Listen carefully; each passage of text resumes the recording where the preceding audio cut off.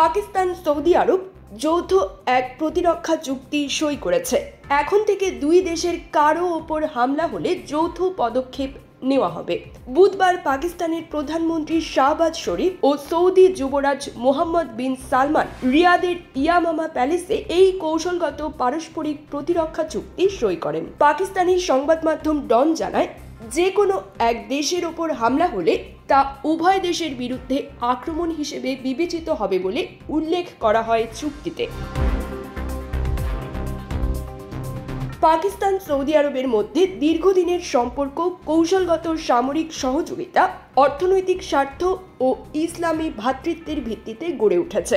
রিয়াদ বহুদিন ধরে ইসলামাবাদের আর্থিক সহায়তা ও তেল সরবরাহের অন্যতম প্রধান উৎস। পাকিস্তান প্রধানমন্ত্রীর কার্যালয়ের বিবৃতিতে বলা হয়, এই চুক্তি দুই দেশের নিরাপত্তা জোরদার করা, আঞ্চলিক ও বৈশ্বিক শান্তি প্রতিষ্ঠা এবং যৌথ প্রতিরোধ শক্তি বাড়ানোর প্রতিশ্রুতি বহন করে। এতে প্রায় 8 দশক ধরে চলে আসা ঐতিহাসিক অংশীদারত্ব, ভ্রাতৃত্ব ও ইসলামী সংহতির ওপর গুরুত্ব দেওয়া হয়েছে। মাছে ভাতে বাঙালি, আর সেই মাছ পেতে আসুন লন্ডন ফিশ নেটে। জি হ্যাঁ, ইস্টহ্যাম পুরাতন টাউন হলের সন্নিকটে আপনার প্রিয় মাছের সম্ভারে ভরপুর। আসুন, দেখুন, বাজার করুন ছোট বড় সব ধরনের মাছ। বাহ, একই ছাদের নিচে প্রয়োজনীয় সবকিছু পাওয়া যায়। বৈঠকে দুই পক্ষ দ্বিপক্ষীয় সম্পর্কের ঐতিহাসিক ও কৌশলগত দিকগুলো পর্যালোচনা করেন এবং সাধারণ স্বার্থ সংশ্লিষ্ট নানা বিষয়ে আলোচনা করেন।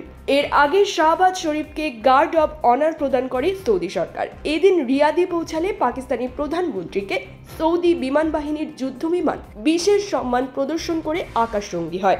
শাহবাজ শরীফ সৌদি যুবরাজের উষ্ণ অভ্যর্থনার জন্য কৃতজ্ঞতা প্রকাশ করেন এবং সৌদি বাদশাহ সালমান ও যুবরাজের সুস্বাস্থ্য ও সমৃদ্ধ কামনা করেন। শাহবাজকে পাল্টা শুভেচ্ছা জানান সৌদি যুবরাজ।